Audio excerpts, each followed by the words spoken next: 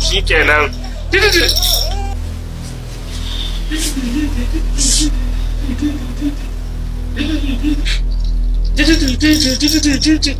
Me kake kallo ne?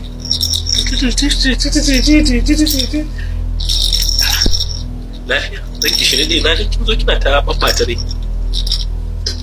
Me ya faru? Wani abin ya faru ko? Wani abin kai ne? Halin maza ne ke bani mamaki. Masu.